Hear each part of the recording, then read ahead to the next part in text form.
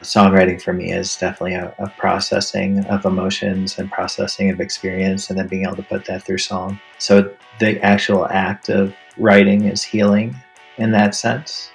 For all the artists out there, whatever your craft is, showing up is the first most important step, and doing it on a regular basis.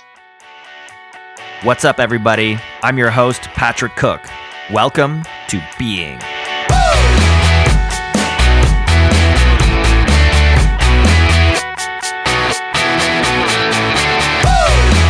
Being is a place where we gather to explore some of life's most difficult questions. What does it mean to lead a meaningful life? What does it mean to live a life of purpose or on purpose? How do we make sense of the world? Really, what we're asking is, what the hell is going on? My intention with this podcast is to explore what it means to be human in the modern world through the lens of creativity, consciousness, and personal development. Through authentic conversations with a wide array of guests, including artists, intellectuals, scientists, visionaries, entrepreneurs, and thought leaders, Being ventures to make collective sense of an increasingly complex world with the unifying goal of building a sustainable future for all. As humanity continues to march full steam towards extinction, we can no longer afford to simply ask, what is best for me? The question now must become, what is best for me and the whole simultaneously? And so, dear audience, I want to inspire you to take full responsibility, to find your purpose, and to engage your evolution as a conscious agent. I challenge you to live your being.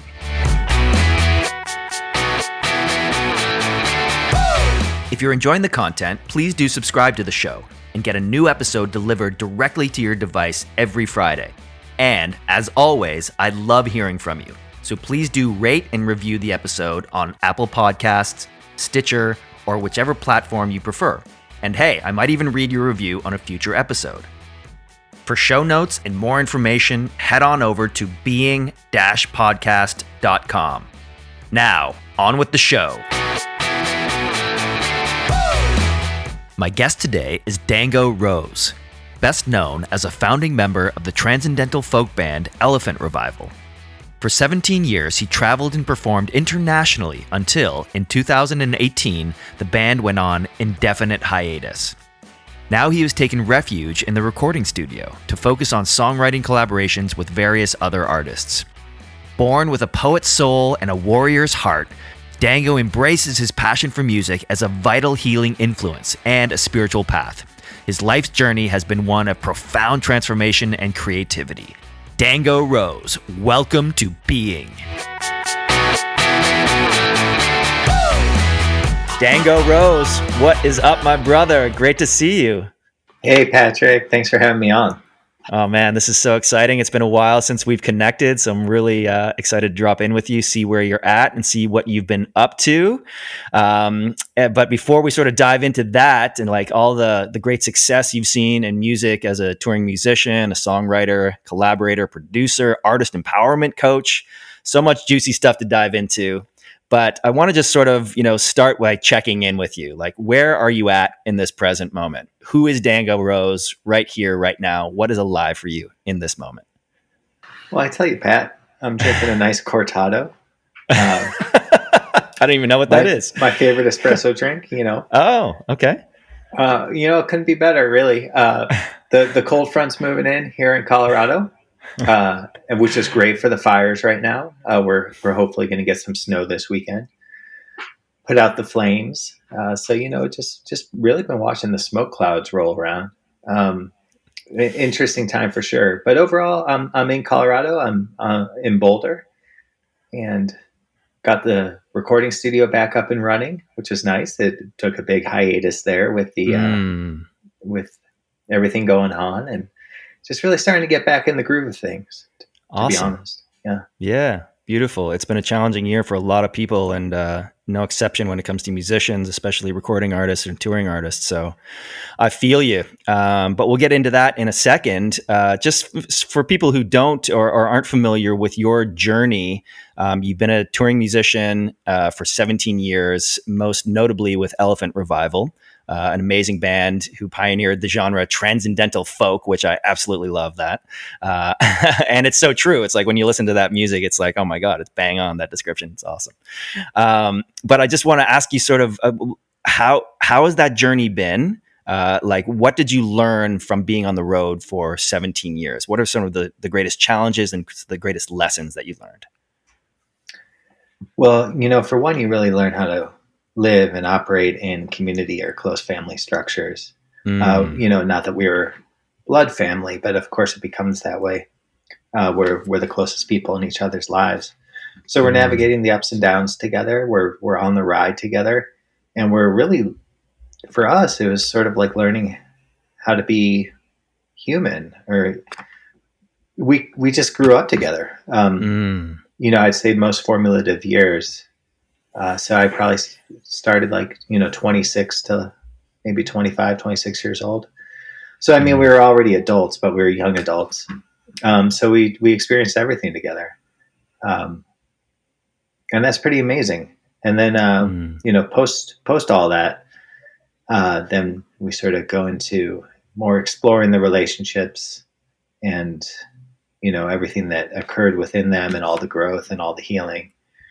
mm, So we became each other's greatest teachers, and mm. luckily we were able to tour for 13 years in Elephant Revival. I was on the road since 2000 to 2018 pretty much.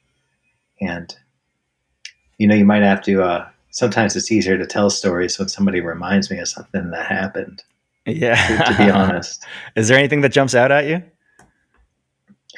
Oh, there's so many great road stories out there. Yeah, there really is. But one recently, I was remembering, it was sort of at the beginning of our touring. So we were in an old veggie oil school bus that my buddy Sage converted. And I think it was 2008, maybe 2009. And after a gig at this place called the Hog Wallow in Salt Lake City, we get in the bus and we're going over the Wasatch Range. And we crest the top of the summit, and there's an overturned vehicle with this young man, half in, half out. And we were the first ones on the scene. It was who knows what happened really, but we all got out of the bus. We surrounded him, telling him he's going to be okay. He was sort of going in and out of consciousness, and then Bonnie, my friend Bonnie from the band, just started singing to him. And then the medics got there, and we kind of went back to our bus, and it was almost like we were never there. It was just like a phantom occurrence, right? And then I remember checking out the Salt Lake City newspapers a little bit later on, and it was like a 18-year-old star baseball player who said that he was surrounded by this band of angels, or these beings were around him, but he was in and out of consciousness, and one was singing to him, and that's what helped him hold on. I Wow. just remember that story. It sort of came back to me recently, of like a profound experience, but we were never there. You know what I Right. mean? Like, we were there, but we weren't there. So that was kind of a magical experience, and I think he made a full recovery, which was really nice to hear. Wow. I'm getting chills just listening to that story, man. Just the power of holding space for somebody that's on that edge, easily slip into death or to come back to this life, and for you guys to hold that space. Wow, that's incredibly powerful. Very cool. You mentioned relationships. Obviously, within the band, that's a powerful thing to navigate. But I'm curious about relationships outside of the band. I would imagine I've never been a touring musician like you have. It's always been something I've been attracted to, but it just never came into my orbit. But I can imagine that being on the road like that for so much time, it has to be challenging for your personal relationships, especially if you don't have a romantic partner, for example, within the band or touring with you. Or with family or with close friends, like if you're not around and present in those relationships, it's got to be straining. Was that true for you? Yeah, absolutely. I mean, you're kind of always transitioning from Yeah. on the road to off the road.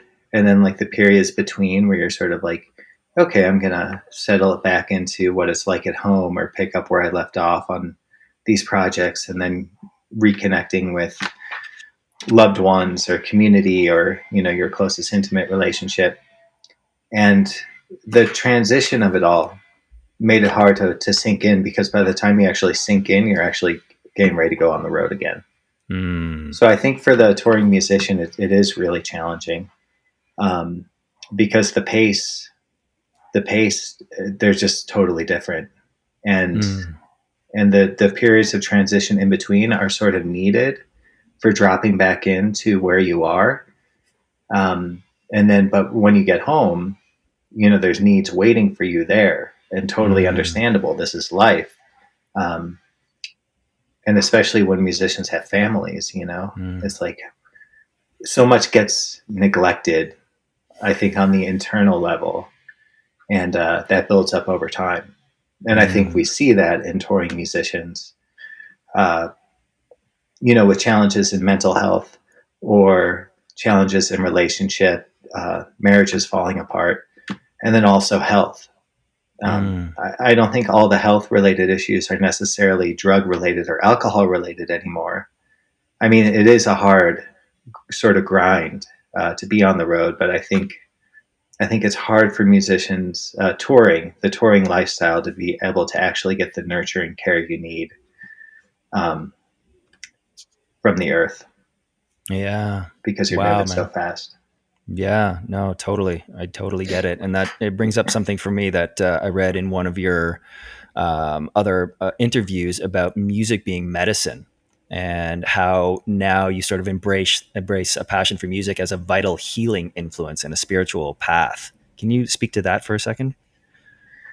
Yeah, and that's what would keep us on the road, and still Yeah. keeps it going today, is that the experience of the live music performance is sort of that sharing in medicine, and can really help influence people in their lives, making decisions more conducive to Mm. following their dreams, to recognizing what each individual's unique talents and gifts are, and somehow music is a catalyzing force that allows that to happen.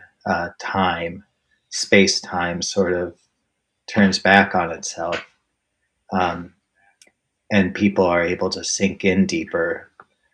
It is medicine. I mean, that's similar to even like the Mm. medicine. Thinking about entheogens, or stuff like that. Like, that's sort of what time turns in on itself. And I think Mm. when bands like the Grateful Dead, obviously the era in the '60s and '70s, like, that was, to me, the essence of it was being able to play around with space time, and the Mm. live music experience creates that opportunity. And we've seen that. And also some of the great festivals out there, it creates a container for this to happen, so people are having moving experiences, which then help them gain more clarity and direction in life. Mm. Yes, I couldn't agree more. It's so powerful. Music has that medicine power, that transformative power that I think I've definitely felt and experienced from both sides, being an audience member and a performer. And it's just it's a profound transformational container in the right circumstances. You mentioned the Grateful Dead, and that brings up something for me about collective consciousness, which I'm really and collective intelligence, which I'm really passionate about exploring.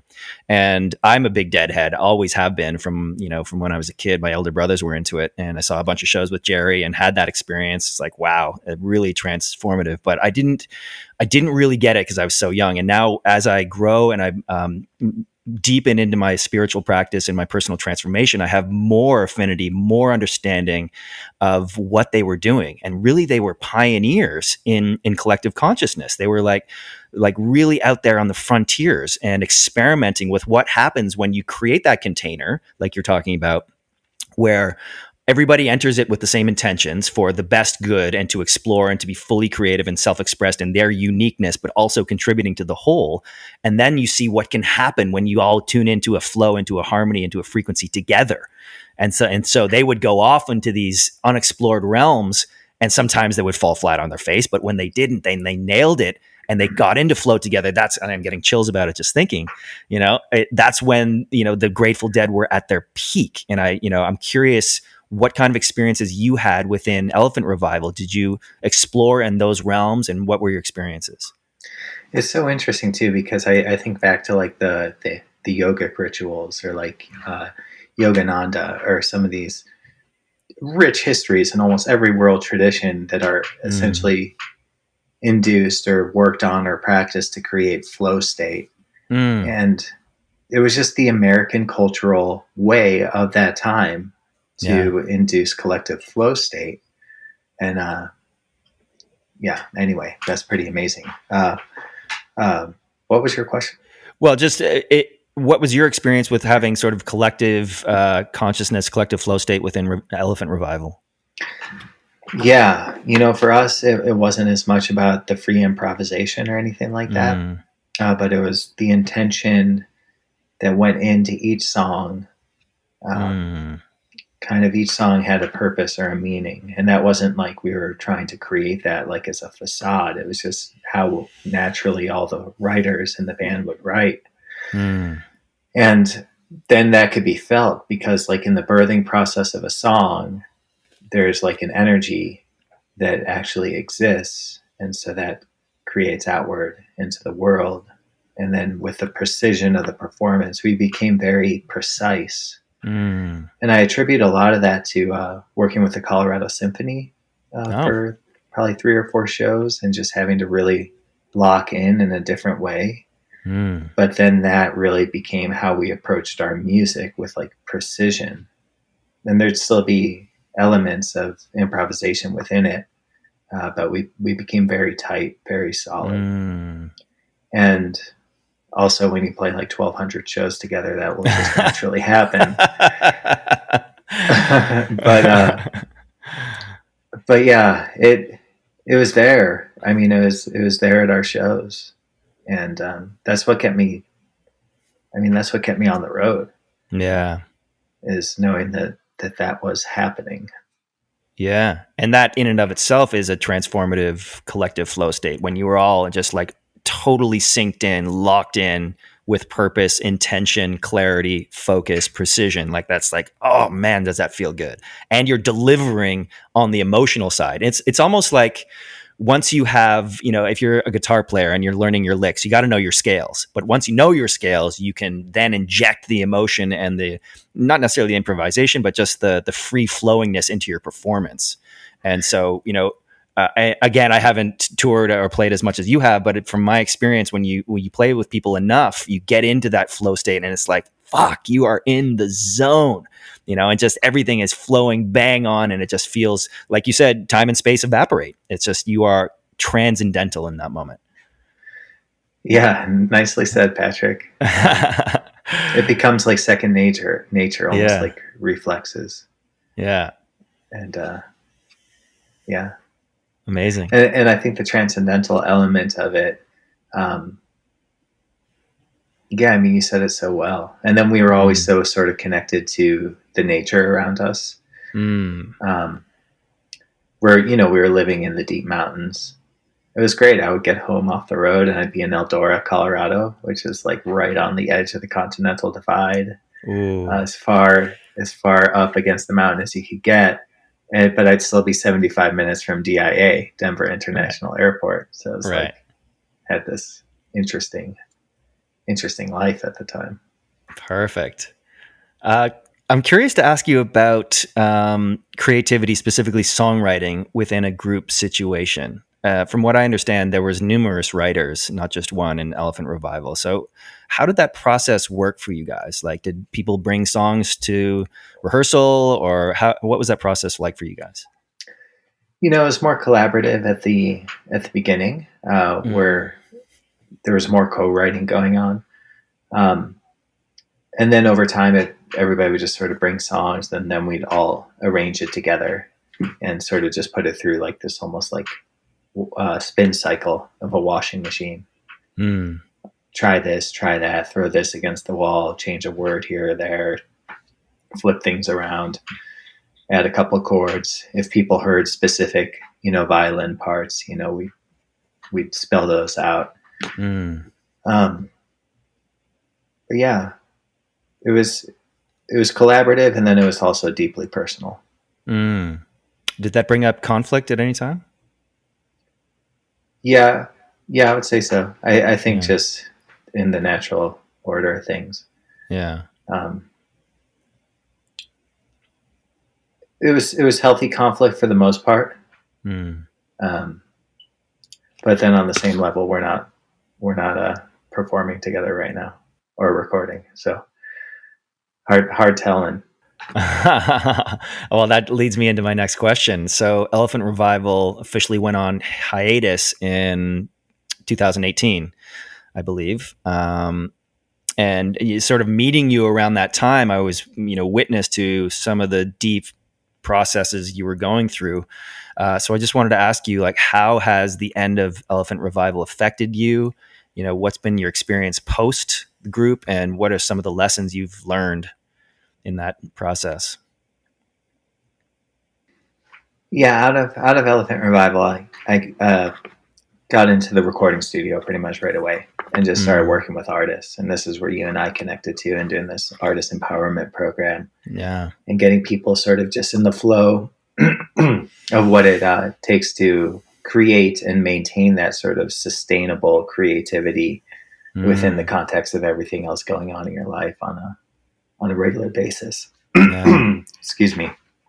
And so that was really cool. It was like getting off the road and going on hiatus and then sharing almost like what the creative experience is that that we've learned over nearly 2 decades and how to Mm, implement that into daily life for anyone.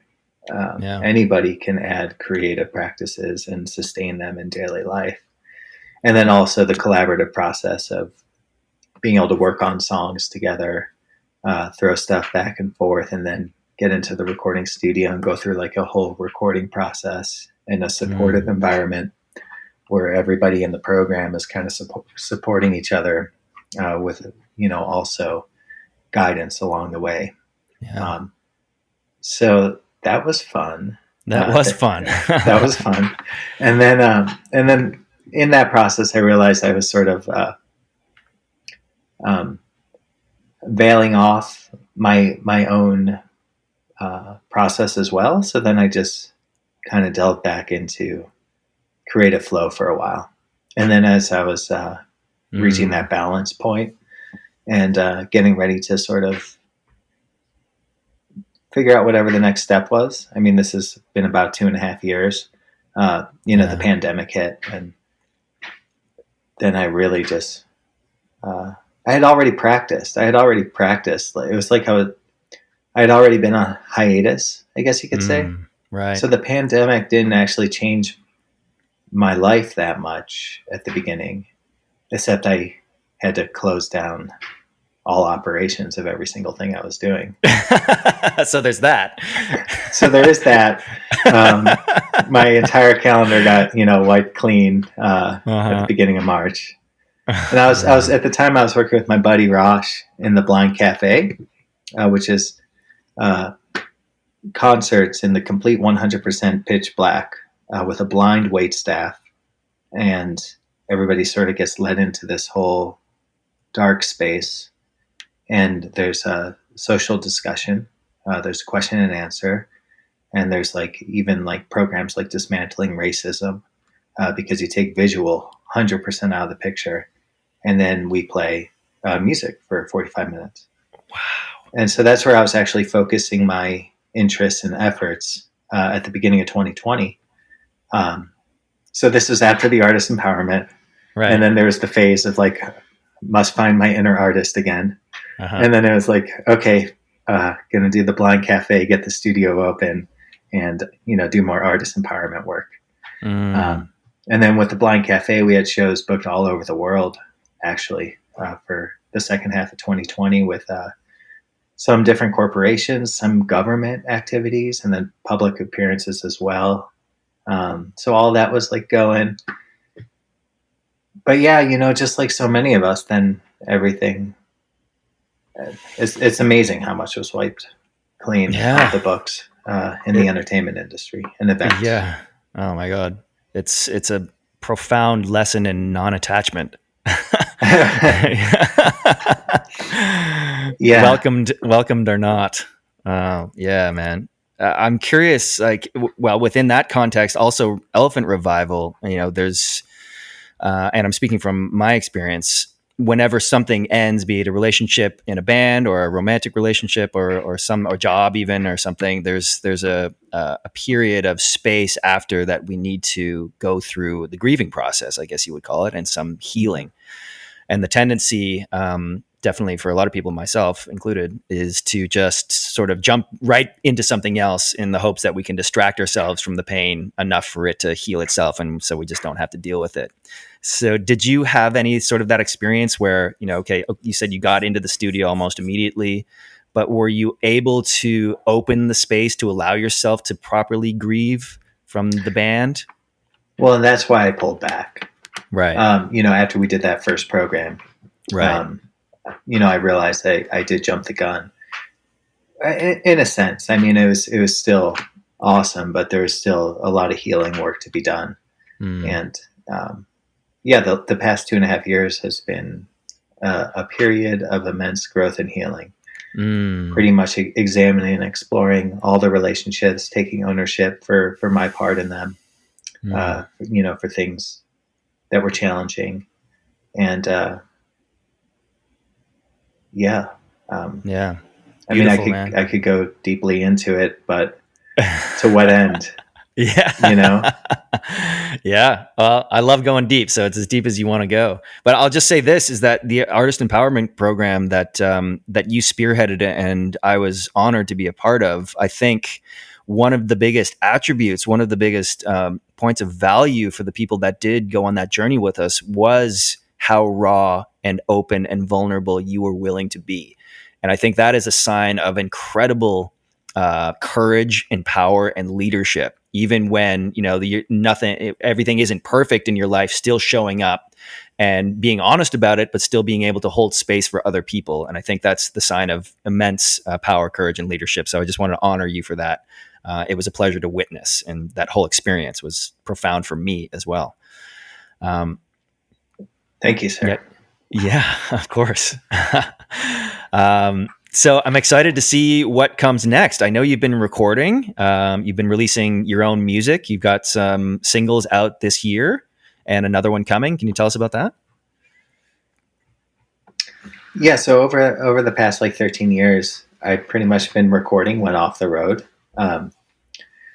And so now, after not releasing music for that amount of time, that's the plan. So for 2021, it's like I got probably 4 EPs together.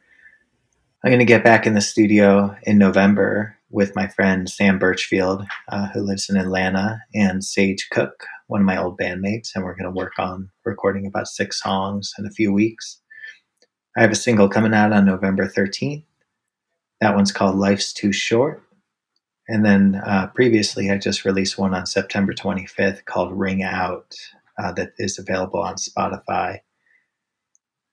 So there's a lot actually going on. And then also, I just reopened the studio, the recording studio here in Boulder, Colorado, about a week ago. And I'm starting to work with people more one-on-one in the production of their songs. Amazing. Congratulations. That must feel good. Thanks, man. Yeah, it does. Yeah, it feels good to be active and to finally get the music out there, almost like as a chronicle of the past 13 years of experience. Amazing. Yes. I've heard the singles you've released so far, so I'm really excited for the next one. It sounds amazing. It sounds like you've really embraced your voice. I heard you described as, what was it? Leonard Cohen meets, I can't remember the other one, but it was a perfect description. You have such a uniqueness to your sound and your voice and the music that it just cuts through. Like it's like nothing else I've ever heard before. So really excited for the next single.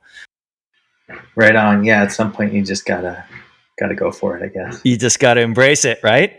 Well, that's the beautiful thing about it. It's all of us have these unique, beautiful gifts, and we get scared about sharing them. Oh, they're not good. We compare ourselves to other people. It's like, fuck all that. Just be yourself fully and own it, right? That's where your power is. So I've been really inspired by you taking that on.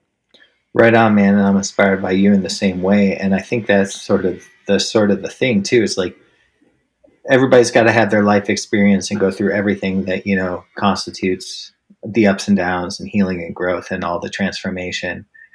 And then how can we best sort of instill that in, Mm. younger generations to, Mm. what happens if you find this out before we did. Yeah, right.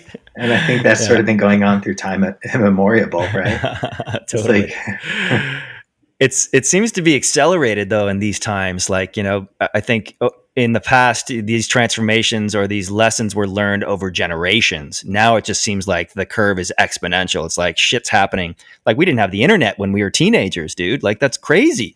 The world mhm. is a profoundly different place in the last 20 years than it was for 100 years, 1,000 years before that. So yeah, I think time is really accelerating in a way that has caught a lot of us off guard. Like we're still human beings evolving at a very slow pace, but wait a minute, we have like artificial intelligence and all these algorithms, following us around online. It's crazy. It's crazy Yeah, it's times. an exponential growth pattern of the algorithm, the artificial intelligence, all the technology.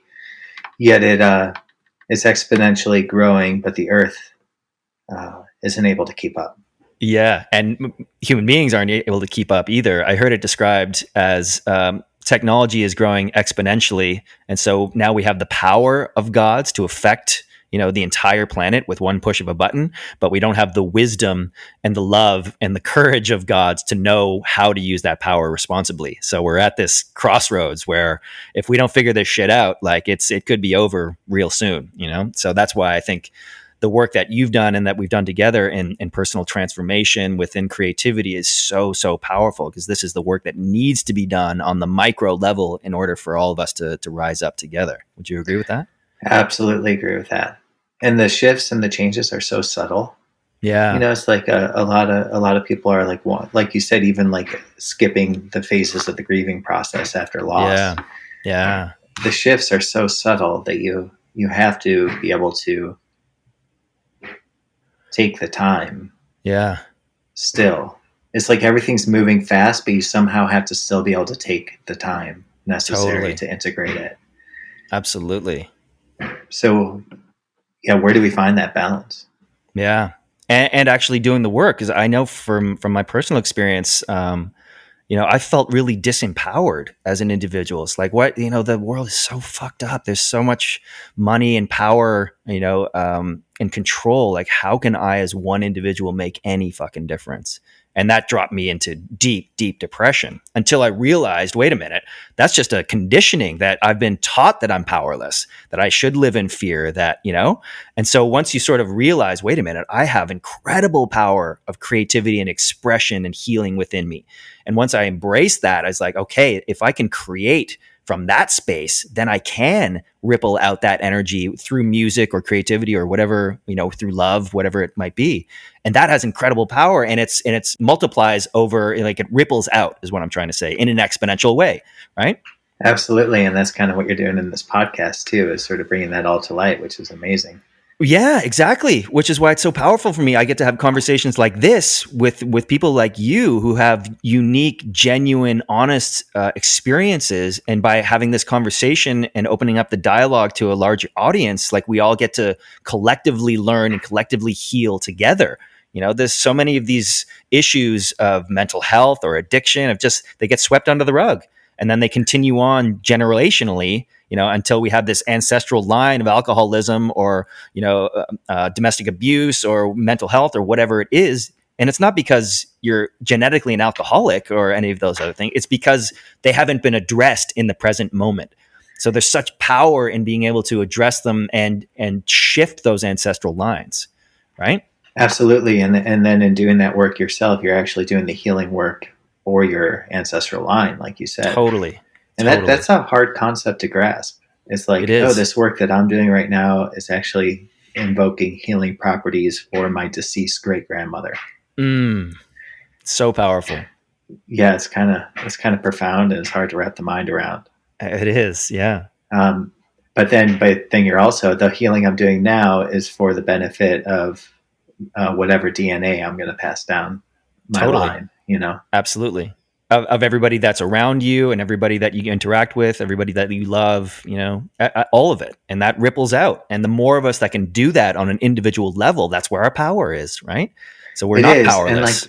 the patterns can shift so quickly. I think this Yeah. is something that I've been struggling with like sort of new age teachings and then older teachings, right? Mm, Um, like change and transformation can happen in the snap of a finger, right? totally. Like it Yeah. can just, a switch can go on and there's like these aha moments. Yeah.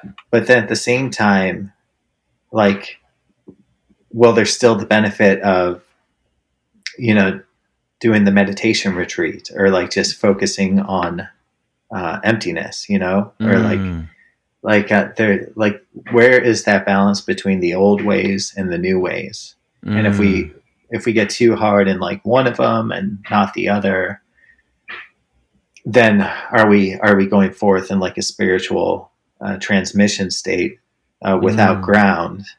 And are some people getting caught up, you know, in the spiritually materialistic side of things mm, and just mm. believing, oh, I can change it like that, without actually putting in the ground foundational work Yeah. of practice? Yeah. That's more of just a question, Yeah, you know. and what's coming up for me is actually a musical analogy where you see these overnight successes where people just come out of nowhere and they've got a number one hit or whatever, but it's because they've done the work, the foundational work to get to that point. And it's the same with having a transformational experience. If you have to put in the work of daily practices in order to for that sort of compounding effect when you get to that aha moment and you do break through, it's because you've been doing the work on a cumulative basis, right? So maybe this is a good point to ask you, like, what are some of the practices and techniques you use to stay grounded and healthy and creative? You know, some of it's really simple. Hmm. Getting good exercise pretty much every Yeah. day. That's huge. Good sleep.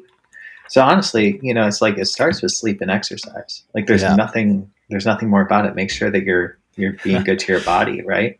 Yeah. And then from there, meditation disciplines, yoga practice, communing with nature. I notice that when I get off the path of actually taking walks, to split up my day, and usually I do it Hmm. with a mala with 108 beads. So this is more like a yogic discipline. But for mindset, you know, it's like we have positive affirmations at times, right? You know, where we'll have something written down and we'll just remind ourselves of it. But one of my great practices that I attribute to a lot of being able to change my mindset is taking those malas and not doing some mantra in Sanskrit that I don't understand, but just saying I am grateful Mm, 108 times, or something as simple as thank you, I love you, I am grateful. mm, And at the periods of times in my life where I took the time to take a walk in nature, even if it's, you know, not like fully immersed in the woods or whatever, but when I take the time to do that up to 3 times a day, which ends up being 324 times of saying I am mm, grateful, mm, there is actually a profound shift that mm, occurs by just repeating something that simple. mm. Yeah, and that's an indication of how powerful you are. If you focus your conscious intention and your conscious awareness in one direction towards gratitude, you can profoundly shift your state in the present moment, and that's how powerful all of us are. Absolutely. Yeah. Completely. And they are simple practices, and that's kind of what I do with my clients and with myself. Like, let's keep it simple. Do something that's manageable, that resonates with you. I do gratitude journaling and meditation and some kind of movement every day, even if I'm feeling like shit, and more so if I'm feeling like shit, because it sets me up for success. Because it's too easy to just wallow and it's like, I don't feel like it today. I feel shitty. I'm in pain, or something hurts, or I'm depressed, and then you just wallow in that. You're feeding that energy. So, but you can conscious, and I'm not trying to say you should avoid those feelings, because there's great lessons in those as well. But you don't want to wallow in them. You can learn those lessons and consciously choose to shift towards something else. Yeah, yeah. It's so good to have focus, you know, even in Mm, these transitionary times where it's like, well, it's almost like another question I have right now. It's like, well, when do I take the time? Like, it's like knowing that something is here to process, right? Or like mm, there's a aspect of a relationship or something to sort of go through a healing with. mm, So, but you got to focus at the same time, mm. you know, you Yeah. got to show up. Yeah, Um, so it's finding the balance points. for sure. Oh, actually, one thing that I started doing, you did this with me when you were in Boulder. Remember Light Club? Oh, it was awesome. It was so great. Yes, this thing called the Healy light, which creates this spectrum of white light that sort of replicates almost like a visual field of a hallucinogenic experience. Oh my God, it was so awesome. It's so much fun. So I do this every week now. Oh, wow. Yeah, where I get Epic. under the light, and it's where I process the entire week. So I spend like 60 to Wow. 90 minutes under the light in a meditative state, and usually it's just like a whole processing thing that happens. Um, yeah, so maybe I'll hook you up with Chuck again, and he can maybe be on this podcast. Who knows? That would be epic. Yeah, that was such a profound experience. Thanks for reminding me about it. Yeah, it was amazing. Hey, are you feeling lost, anxious, frustrated by the state of the world? I get it. The world is a pretty messed up place right now. Maybe you're even distracting yourself from the pain with things like alcohol, social media, Netflix, gambling, shopping. I know, I did it for years. This is why I've made it my mission to support brave souls just like you in taking back creative control of your life, finding a deeper sense of purpose, and building a solid foundation of certainty even in such uncertain times. This is exactly why I have created the Fuck Yes Club, a 6-week online journey that will begin on November 11th, 2020. I am looking for 15 to 20 badasses who are ready to supercharge their powers of manifestation as the conscious creators of their own reality. This program is for people who are tired of living in uncertainty and fear, sick of living up to somebody else's standards, fed up with not fulfilling their highest potential. This is for the people who are ready to tap into their infinite well of creative power and start creating the life they have always wanted. We are in the midst of a massive transition. Great change is upon us, and we're being called to grow and evolve in ways that we may have been avoiding. Is it your time? Are you ready? There are only two answers here, people. No and fuck yes. If you are in the fuck yes category, then immediately go to www.thefuckyesclub.com and sign up. Entry closes at 11:11 p.m. on November 11th. There's limited space, so head on over to www.thefuckyesclub.com right now for more information and to secure your spot. Now, back to the show.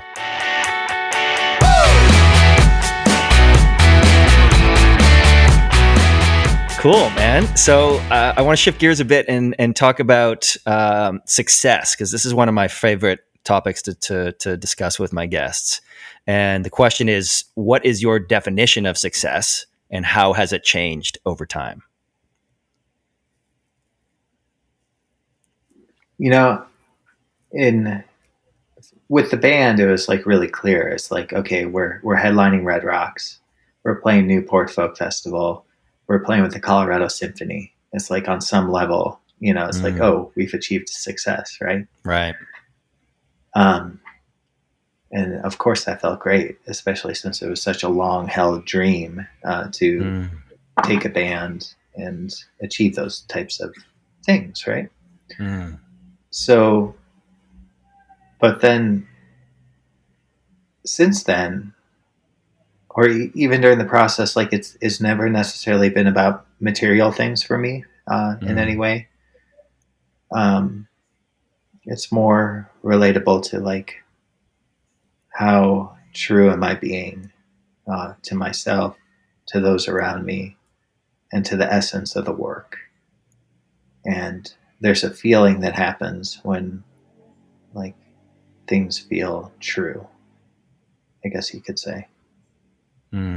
So success is sort of at this point staying in alignment with staying in alignment with the essence of self, the essence of truth, and being able to share that, whether it's through music or teaching or mentoring, in a way that is of benefit to all beings. Yeah. you know, and then also, um, yeah, being able to know and experience more joy in Mm. uh, in everyday activities and also the mundane, and then realizing that those experiences ultimately are all that we have, and they become memories and stories, Mm. and to know that at the end of the day, I want to be able to share these stories in Mm. ways that are like uplifting, and to know that it's been a life lived well, Yeah. or life well lived. All of the above. Yeah. So what came up for me when you're just talking about success specifically within the band, or just within your own self, is, staying present, staying true to yourself, staying in alignment, but then having the challenge of rectifying that with the capitalist system that we live in, where we need to be offering value on some monetary level. So that's been a challenge for me. Staying true to my alignment, but still having the forethought or the ambition to continue to make a living. And striking the balance between those two things. That I can't imagine that was easy within the band. Like, what was your experience with managing finances, managing songwriter splits, all that kind of stuff? It's actually easier in the band. At a time, it just sort of became self-perpetuating. It's Right. like, at the beginning, definitely a lot of management and projection, but mostly, since I wasn't educated in actual business, it was all just sort of in my head, and sort of like Right. playing with numbers and just seeing things. And it was really fun. I absolutely loved it, especially when it was something kind of outside of just something I was doing for myself. Um, and then at some point, it was like the projections of the band were looking so good if we had kept going, you know? Right. So we were like right at Wow. that tipping point. And so then Right. it's been a relearning process, since the band, decided to stop and go on hiatus at that point, to take a look at what it takes to earn well now and to maintain a life as an Mm. artist. Um, Mm. yeah, so that's just been peaks and valleys. Um, Yeah. but yeah, I think that's the next. And I know a lot of your guests are, really awesome, high quality Mm. functioning dudes and women, humans, that are successful as entrepreneurs. Mm. Um, and that's amazing. Mm. I'm not driven by I'm not driven by money. Mm. Um, but I do see how it is such an important step in the maturation in adult life. Mm. So for me, it's still a work in progress, for sure. Likewise, brother. Likewise. Yeah. So one of the things I've learned about it, and that's shifted my mindset around money, is that, when we are these heart-centered artists or entrepreneurs, um, with a powerful message of healing and good intention, then it is within our right and our duty to magnify that and amplify that as much as possible, so that that positively does ripple out. And one of the ways to do that is through money. Mm, Money becomes an amplifier of your message. So it's not like this evil thing. Oh, I don't want it. It's ugly, or it's, this, that, and the other.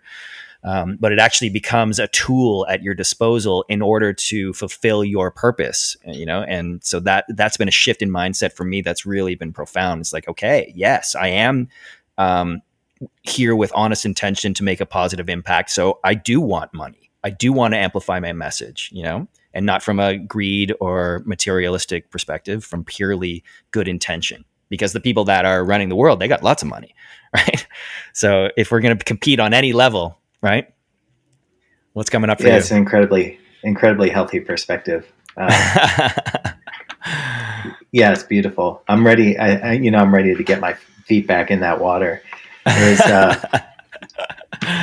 Yeah, again, it's so interesting, Pat, because like I said, it was like working with Elephant Revival to the point where it's like, oh my God, the projections look really good. It's like we'll be in the top, 2% of bands out there within like 2 or 3 years, or maybe Wow. 5%, right? It's like okay, working all this time has created this, and then that stopped, and then um, and then at the beginning of this year, it was sort of the same thing. It's like, oh my God, the projections look good again. Glory, hallelujah! Like, and then COVID happened. Oh shit. So I have a very interesting relationship with it because I keep getting to this point, and Mm, then it fades away. mm. So, um, not to say though, because it goes back to gratitude. I'm grateful for everything I do have. Totally. Um, so, Yeah. uh, And but and yeah, there's so much to be grateful for. And that's why, tuning into that gratitude energetically every morning is so powerful because you can easily talk yourself out of it and say, poor me, and drop into victimhood. Look at all my suffering. Look what I've had to go through. But wait a minute. Look at all I have, and it can, for me, it's as simple as I've got a roof over my head. I've got food, clean water. I've got love. I've got safety, I've got freedom. Like, holy shit, I'm doing really fucking good. So just tuning into that gratitude every day, and then that sets you up for success in other ways, monetarily included. So it that's does. a power. Yeah. Yeah, that's cool. It's great. Like just last week, just getting the studio up and running, and then being like, oh, cool. I don't even have to Mm, market it. Actually, yeah. it's like somehow just putting the intention out there, it just starts Yeah. coming. Beautiful. So Magnetically. That's awesome. Do you see an Elephant Revival reunion on the horizon at all? we kind of had one back in August, which was really Okay. great. We did an amazing live event. Um, that wasn't actually Elephant Revival, but it kind of turned out to be very much like Elephant Revival. So anything's possible, but nothing Mm, is really clear at this time. yeah. Right. Fair enough. Cool. So I want to ask you about creativity and specifically your own creativity. What is your current relationship with it? How would you describe it? It kind of informs most of my days, I guess you would say. Mm, So I make time for it. I make mm, sure that I actually make time for it. So it's like part of the work is actually just showing up. yeah. Um, so if I'm really busy, I'll still make sure that I spend 45 minutes or so with an instrument in my hand or looking at an old song, maybe Mm, doing a demo recording. Right now, for writing, um, things feel like really sort of just compressed where I live. So for writing, actual writing right now, I'm trying to get out of town for like mm, little weekend retreats that I take myself on. cool. But for the practice elements, I'm pretty much maintaining that as a daily practice. Mm. Yeah, that's great advice. Carving out time every day, just like your daily practices with everything. You have to show up for the muse to arrive, right? And some days it does, and some days it doesn't. But your job is to show up, right? Yeah, your job is to show up. It really is. You invoke Yeah, yeah, to give that possibility. yeah. So to that end, where do you think creativity comes from? Is it internally generated, externally, a combination? I think it's a combination, but Mm, more so, I would say that we're just channels. yeah. So also a way of processing emotions. Songwriting for me is definitely a processing of emotions and processing of Mm, experience, and then being able to put that through song.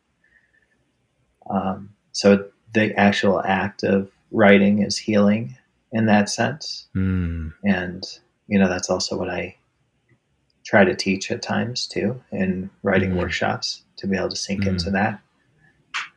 Um, and then creativity also just comes from listening to the spaces in between sound and the silence. Also, um, yeah, getting making sure that you're spending that time doing the resourcing, Mm. and that's sort of like where creativity tends to come through. Then on another level, like I know that for a lot of years you were kind of writing jingles and stuff, Oh yeah, many and many years. and that's incredibly creative too. So it's like you're forced. Sometimes having that pressure is good too. And then along that lines, when my buddy Sam is in town, Sam Birchfield, who I'll be recording with next month, um, we write every time we're together in town, and we co-write. But we always have a time limit because, like, he's got to catch a plane back to Atlanta, or we have something Mm. going on, so we actually have a time limit. So there is something to be Mm. said about working under pressure too. Oh yeah, 100%. I probably would get nothing done if I didn't have deadlines, and that's. uh, but having said that, working with a deadline, I am able to be incredibly creative, even when I'm not feeling it 100% or not feeling good. Just because I continue to show up every day, and be in that space. Yeah, yeah, and there's absolutely something to be said about that for all the artists out there. Whatever your craft is, showing up is the first most important step, and doing it on a regular basis, and creating that as your number one routine as a Yes. creative. And Um, that's been a big struggle for me is scheduling. I'm not so good at scheduling, and so setting a schedule and setting a deadline for myself is challenging, but so important. And I find I get way more done. so true, and it's almost Yeah, counterintuitive to like schedule in creative time.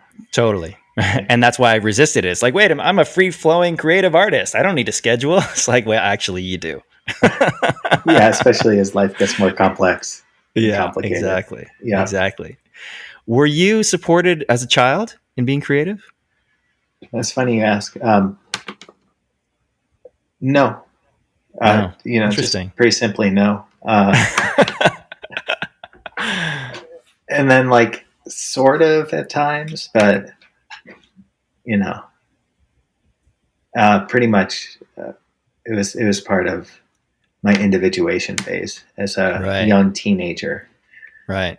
Was kind of rebelling and getting together with my friends and forming a Mm. band and um, doing it like all those kids do. I grew up where like the Breakfast Club was filmed and Ferris Bueller's Day Off. No way. In what, So Chicago? yeah, yeah, just outside of Wow. Chicago in the northern burbs, right? So Awesome.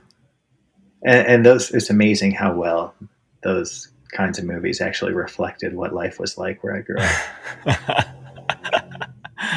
Awesome. Did you ever get stage fright performing? Big stages, definitely no. The bigger the Interesting. stage, the less stage fright. Why is that? Man, it's just it's hard to explain. I don't know why that is. But I know that in the more intimate settings, like let's say at a small coffee shop or a bookstore, playing entirely acoustic and doing like singer Mm. songwriter stuff, Mm. total stage fright. Wow. Interesting. I guess on the big stages, it's not as vulnerable. Yeah. That's Um, so counterintuitive, but totally understandable at the same time. It's like when you're in the coffee house or whatever, it's like you're face to face with people. You can hear them breathing, so it's a lot more real and visceral. At Red Rocks, there's lights and a distance between you and the audience. Like that's a big difference. yeah, the interesting thing about Red Rocks though is somehow that big amphitheater feels like a living room. Oh wow, It's awesome. amazing. It really is. There's something, yeah, it's incredibly magical. Yeah, it is a magical space. I actually went there after the Artist Empowerment Program retreat, but unfortunately, there was no shows scheduled at the time. But I did stand and feel the energy of the venue, and it's super powerful. So that'll be on my list for post COVID touring. Go check out a show. Hopefully, you're playing, and I can come see you play. Yeah, either way, let's go to a show together. It'd be great. Totally. It's long overdue. Awesome. Dango, this has been so amazing, dude. I loved catching up with you. I'm just going to ask you one or two more questions and before I let you go on your way. We talked about flow states earlier, so I just wanted to sort of tune in with you on how do you get into a flow state, and what are some of the things that help you get there, and what are some of the things that trigger you out of it? It's funny. I was just thinking about Avatar: The Last Airbender. Have you ever seen that Uh-huh. cartoon? Did you watch it with your kids No, my by kid chance? loved it, but I never watched it with him. Oh my god, it's so great. It's the best. He used to talk about it. I'm like, wow, that's some profound stuff going on in that cartoon, man. It is profound, and it's all Yeah. about flow state. Like when you get Is into the it? Avatar state, it's like getting into the flow state, like the Oh, ultimate flow that's state. that's so awesome. So anybody out there that has not watched the children's cartoon Avatar: The Last Airbender, I highly recommend it. I actually rewatched it this year. No way. Oh, maybe Yeah, that's something I can do with my son because he was really into it. cool, man. Yeah, yeah, and Yeah. he would see it in whole new lights too. It's like got all the great earth wisdom. Um, but flow state in general, well, it comes at different times, right? So like Mm, meditation for me is once the third eye or like the pineal gland opens up and there's like a pulsating, mm, like I try to sink there, and to me that's like practicing flow state. mm. I just want to ask you, did you opening your pineal gland, did you do that purposefully? Is that something you practice or did it just come natural to you? Well, I was mentioning Light Club before. Ah, With that yes. light, Of um, course. that light actually is supposed to decalcify. Like one of Ooh. the scientific research is how it actually decalcifies your pineal gland. So it's Wow. just fascinating. Cool. But that's sort of what I utilize that practice for, is actually staying with it. So Mm, it's like following these sacred geometric shapes and figures as the light flashes at different spectrums, and staying mm, with it is like it's deep practice. mm, So that's more like on the meditation plane. But in music, um, yeah, I mean, really cool improvisation, or like when you're mm, really connected with someone, or you're just really connected to the music, it's flow state, and in shows mm, when things are going really well. Music is one of the greatest elements of flow state, and then as a bass player too, I could just get so locked in to the precision of mm, rhythm and be in such a flow state. And I think that's something I take for granted, is that I spent 17 years on the road, primarily as a bass player, right? mm. And I pretty much was fortunate enough to be in that flow state every night. Wow. And I think Super that's powerful. something, yeah, that you definitely take for granted. Yeah. Uh, Wow. but also on the river, man, I definitely experienced flow state on the river, like kayaking or, you Mm, know, and being way up in the mountains. And I know so many people are into dance and like ecstatic dance and all of it, and like live painting at shows, or just, a mm, potter in his studio, throwing on a wheel. mm. It's all flow state. Yeah. Or even like writers, obviously when you're in a writing flow, or runners. My neighbor is a Mm, marathon runner. mm, Why does he do it? mm. Flow state. Totally. So yeah, little flow state jam. Awesome. Surfing, Right. Yeah, surfing. I snowboarding. was just going to mention that surfing is definitely a meditative flow state for me, and everything you described: connection with nature, losing of oneself, like radical presence, time and space evaporates. Just fully in the moment. And that's you're not thinking about anything else. You're not thinking about your taxes or your relationship or anything. You're just fully present in that moment. That's such a beautiful way to be. It is such a beautiful way to be. And then I gotta wonder, like, for like an amazing accountant who's like a magician with numbers, That's does a flow does state for he him. experience flow state? Yeah, is that flow state? Absolutely. 100%. Definitely. Flow state does not discriminate. No, no, absolutely. We're all living and vibrating on very Yeah, similar totally. frequencies. Totally. Okay, two more questions before I let you go, brother. This has been so awesome. But I'd love to know: are you reading anything or have you read anything in the last little while that's really stood out for you, changed your life? Yeah, I've revisited some of the works by Malidoma Some. So I've been reading Okay. Of Water and the Spirit and the Healing Wisdom of Africa. Wow. So Malidoma Some is an awesome shaman who sort of bridged both worlds of the African indigenous wisdom uh, and the West.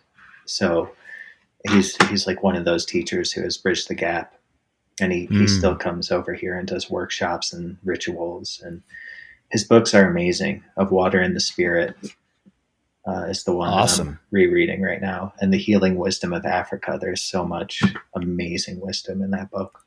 Whew, that sounds super powerful. I'll definitely have to check that out, and I'll put all those in the show notes so other people can check them out as well. And there's one more book I always go back to, and it's called The War of Art by Stephen Oh Pressfield. yes, dude, it's a masterpiece. Any artist, anybody should read that. Everybody should read that book.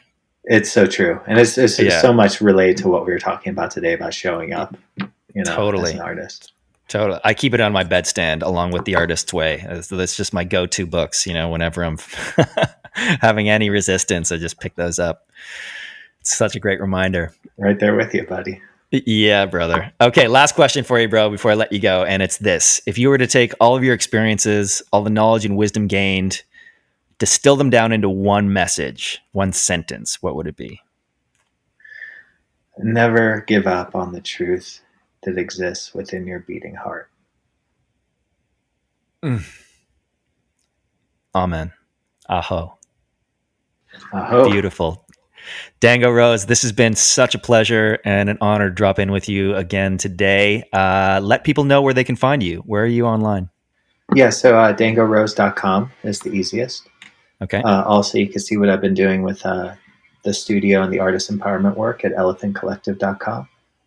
And then on Spotify, if you just search Dango Rose, you'll be able to hear some of my music. And then also for the band Elephant Revival, search that on Spotify. We got many albums. Uh, and I hope you enjoy. Amazing. Once again, I'll put all those links in the show notes for the audience. And once again, thank you so much for your time and sharing your wisdom today, brother. Thanks, Patrick. It's great to drop in. All right, man. We'll see you real soon. Hey, everyone. Thanks for tuning in. And if you enjoyed the show, please do subscribe